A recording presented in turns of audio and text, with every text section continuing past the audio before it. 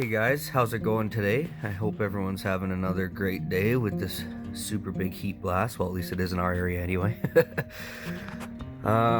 This is just a little 10 gallon that we have upstairs. Just a couple little neon tetras and some black neons. We got 6 and 6 in here. Nothing's really grown up too much yet. This tank's really only been set up for maybe a week.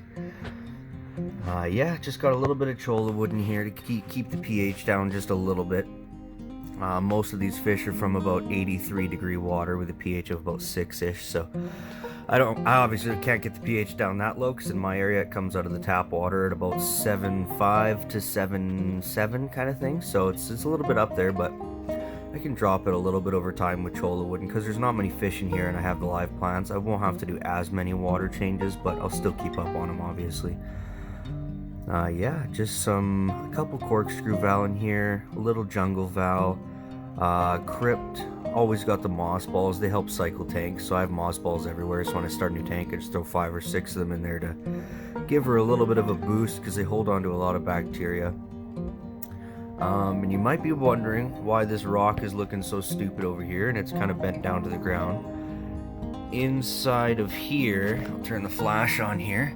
He's not gonna like it, but this is our spiny eel. His name is Mike. He's about 6 inches long, so I'd say he's full grown.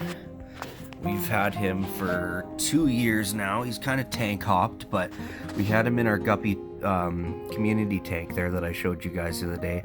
But he was munching all the babies, so we couldn't really get the breeding that we were looking, because I like creating all those hybrids and getting a bunch of different looking fish going on. So that's a little bit of a fun project for us. So we decided, let's get him some nice fine sand that he can dig and burrow in nicely, a low rock, and get him happy. And we figured, well, it's a little bit boring, so we'll throw in some fish that aren't live bears, and he'll be fine living with them until he or they die, I guess, so this will just be kind of his and their tank. It's not a huge tank for 12 tetras, but it's more than enough. Got a pretty good pretty powerful filter on here, so it keeps the flow going pretty good. Neons I find to be especially lazy compared to black neons. They kind of like their slow moving water. Black neons are more of an aggressive swimming and aggressive eating fish compared to the neon tetra. This tank typically stays around 78. I could put it up and get a bigger heater, but we're just doing so much in the fish room and stuff. We just kind of slapped this together, and everyone's doing absolutely fine in 78. We haven't lost any fish or anything, and yeah, it's doing great.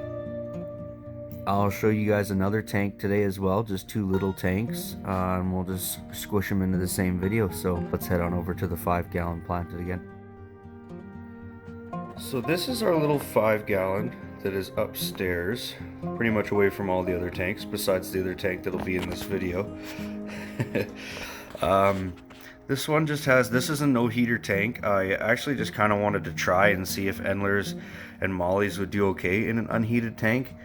And it stays kind of around between 69 and 72, and they actually do just fine. I was a little bit surprised, but as you can see, this tank is absolutely overgrown, but I can't get myself to rip any of the plants up. I like it too much. I don't want to rip anything up. We got some female endlers in here and some male endlers, just kind of seeing how they'd breed in cold water. All I've really noticed is everything's still food driven. Everything still does very well. They just, they grow very slow. And the endlers, the colors are a little bit more faded. But other than that, everyone seems great. You can see our little beta fish over here. He's a little beauty. And we got, see if I can get him. We got a couple glow light Danios in here. They're super skittish. There's one in the heart there and one down bottom left. There they are.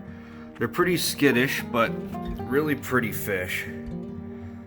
Yeah, all we have going on here is a bubbler in the plants, and I just top up evaporation, and I test the water every week. I always have test strips on hand, and I'm constantly testing all my water, but I honestly, I'm gonna be honest, I haven't water changed this in, 8 months, probably 8 months.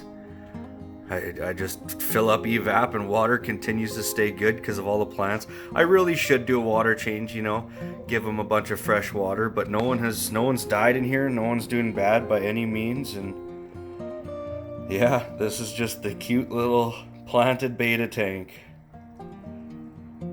No filtration. I actually have the filter turned off because the pump just constantly clogs. Like, I was cleaning the pump every 3 days, it'd be clogged. And I melted a bigger hole so it wouldn't get clogged, and it got clogged again, and I was like, you know what? I'm done. I'm debating ripping that whole thing out and just giving the fish a little bit more room, but I got so much going on, I haven't got to that. But yeah, this is the cute little tank. As you can see, everything's just growing wild. All the grass have little offshoots going and trailers through the whole substrate. You can see the crypts, the roots, how deep they went on these, and then the grass in the corner again. And this isn't, you know, it looks like a lot of substrate, but it's, you know, maybe 2 fingers, maybe 2 inch. It's not a lot. Everything has done absolutely awesome here.